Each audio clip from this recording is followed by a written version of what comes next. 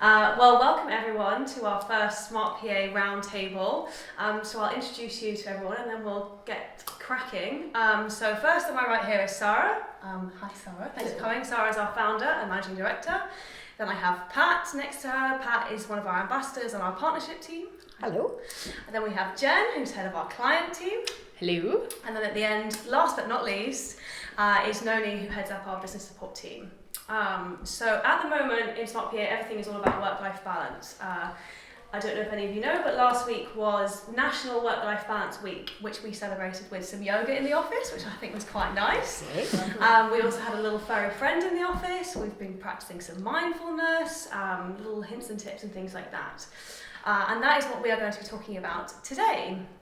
So Sarra, I will start with you. Okay. You've had an amazing career. You founded this fantastic business, which we all call home and work, but you also have a young son. Mm-hmm. So how do you balance your work and life? You know, there must be challenges you face. What are the key things that you try and really focus on? So the key things that I focus on that works for me is I try not to manage my time and manage my energy. Oh, love that.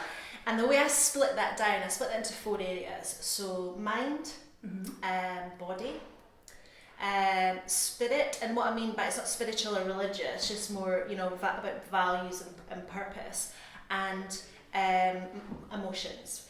Because I'm a great believer, if you want to be the best version of yourself every day, and that's challenging, being a business owner and obviously having a child, you need to pour from a full cup. Absolutely. Every day. And, we're always talking about at SmartPA, we want all of our team to bring the best, bring your best self to the company. And to do that, we all have to be pouring from the same cup, from a full cup. So for me, just managing these 4 areas and being mindful of those 4 areas every day as best I can is my survival.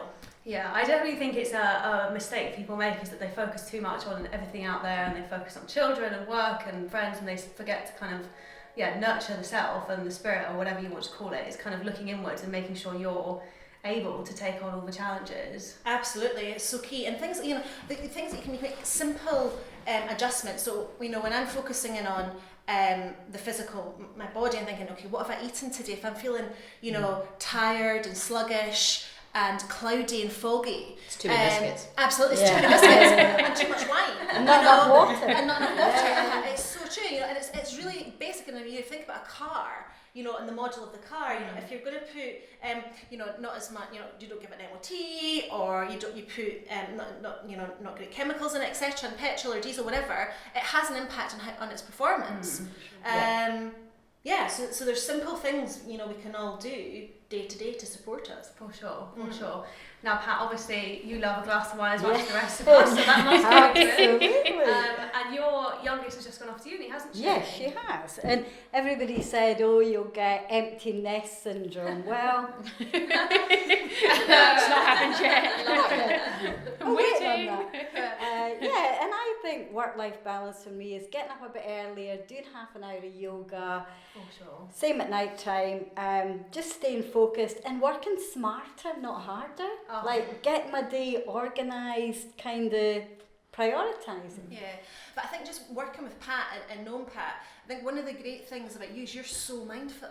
Yeah. You're really, you tend to really be in the moment. Maybe it's your yoga that helps you do that. Yeah, I think it is. But Pat was really, really mindful. You were very good in the yoga the other day. I think the rest of us were all a bit broken. Yeah, your balance there was Pat in her. It's practice. Definitely. Yeah. And Jen, you've obviously got a very young son. Also, just to say, it's lovely that we've got so many empowered women around this table. Absolutely loving that. But yeah, you have a very young son. I know, obviously, your job is incredibly demanding as well. So, where are the challenges for you? It is switching off. I'm maybe not as zen as everyone else in the business. I don't think you can be in the role that I am. Just, it's very reactive. So it is for me trying to keep both sides of life quite separate. I try and my focus for kind of the weekends and out of hours is obviously around my son, and it's always a focus around learning. I think learning is really important both in work and out of in my personal life. So it's kind of, we'll focus on languages. So I'm trying to teach my son Spanish, teach him a bit of Hindi. Every weekend we try and do something a little bit different. So that kind of really helps to help me switch off, I suppose, and gives me a bit more balance, kind of just focusing on him and that development. And we're feeling the fruits of the labour from parents' evenings last week, and they all went well. Yeah, they went okay. Yeah. So we didn't get the last parents' evening. They said he's quite dominant in a group. And this one they were like, actually he's adjusting very well. Yeah, exactly. Well, that's the thing. I said, but no, they're saying he's adjusting really well now. So everything else was really, really positive. He takes part. He shares. That's Love proud that. mama bear moment. So that's what really helps me. Love that. What was the last thing you learned in Spanish? So he can tell you some of the animals in Spanish now. Oh, so nice. jirafa and things like that. So giraffe. Incidentally, Jen's going to help me learn some Spanish as well. Apparently, yes. I'll give you the sticker book in Spanish to help you. And then Noni, kind of coming to you again, last but not least, you have teenagers, which I'm sure comes with a whole host of challenges. Well, my whole work-life balance thing comes from a totally different place, I think, in that I have 2 teenagers, as you say. I've been a single mum for 14 odd years now. I've recently taken the decision to remove my kids from mainstream education and homeschool them, which has been interesting so far. I have a largely demanding job. I'm not going to lie, my life's manic. But my work-life balance comes from a place of gratitude. So I've had a more than 2-decade-long illness that largely should have killed me, and at the very least left me without work. So being able to use those 2 words in my daily life is in itself my balance.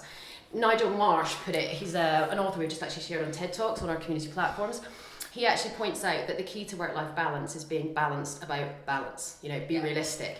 So the fact that I'm getting up every day when I wake up, that's part of my work-life balance, being alive in itself. Being able to function in the work environment that I function in is a massive plus for me. But the bonus, and I think I should really probably highlight it, is that I'm exceptionally lucky that the job I do actually ticks a lot of my personal motivating factors. So learning, contribution, these things. If I didn't have that in my day-to-day, I'd probably need a bit more yoga and a bit more pottery. And a bit more champagne. Yeah, it's also a moving target though. So, because my boys are teenagers, as they become less dependent, I'm probably going to have more time for the pottery and the yoga and all the rest of it. I don't have time for that right now, but it's not part of my prioritization of what work-life balance is right now. My priorities are to teach my kids resilience, show them what a single mum can do, and do my job well, and that gives me my satisfaction. 10 years from now, it's probably going to look a bit more like beach walks and pottery, but Definitely, you've got to be the role model, I think. yeah, it's really, gratitude. really Gratitude important. for me ultimately Yeah. is what gives me my balance. Yeah. I think, and taking that into my 4 cup of energies, managing energy, the emotional cup, and which is all about being aware of your own personal human values and beliefs, and what lights you up, and therefore and making sure that you align with a job, a business, people, a partner that have the same values, and there's alignment there. That's almost like the root 100%. of it. But it also comes down to not all of the values have to necessarily align in their completion. But like, for example, you know me well, so you're always chucking me into things that make me educate myself, or you're pushing me into something that I don't have a clue how to do, because you know that it gives me that vibration. So even if our values align slightly differently, which they don't, I don't think, but if they did, you've got this sort of value add piece because you understand your staff. So I think that's really really crucial. Yeah, absolutely. Sure. Yeah. And if we're talking about giving people advice on how they can really kind of maximise their work-life balance and really, take advantage of life as a whole, I don't know if you guys have any tips for anyone, but for me, one word you just said then about being realistic, I don't know if it's a female thing. I think we are very bad for putting pressure on ourselves, but everyone, especially younger generations, there's so much pressure to have the perfect job and the perfect family and wear the right clothes, eat the right food, and want to be healthy, and there's so many different things kind of bombarding, and I think being realistic is totally the right thing, is that you've just got to prioritise. There are certain things that are more important than others, and you're only one person and you're human, I think being realistic is definitely there. Being grateful is definitely there. The gratitude piece and mantras are awesome. Alan Watts puts it most perfectly that we live in a culture where we're completely driven by the next big thing, and we get to that point and largely realise that we've cheated ourselves out of our whole lives. It's about every single second counts. It doesn't matter what you're doing at that moment, it's about living in it. And my other hint would be I've just started doing yoga trees when I do coffee. So every time I go into the kitchen now, I do the tree pose in yoga, just for like 2 seconds to add in. I think I would have enjoyed it more if you'd done the flamingo. I might try The that. flamingo was much better for me. Yeah, I think the definitely, tree wasn't definitely. great. What about you, Jen? If you had like one top tip, what would it be? I don't know. I've got a few. I think routine's big for me. Yeah. I think I always try to ask myself during work and out of work as well, what impact is this going to happen? What impact's it going to have, basically? So that helps me prioritise. And then if I don't think the impact's going to be very big, then that goes further down my priority list, I suppose. So that does help me. So baking for your compadres comes quite high on your list. Most of the That time. has big impact. It was much higher on my list last year.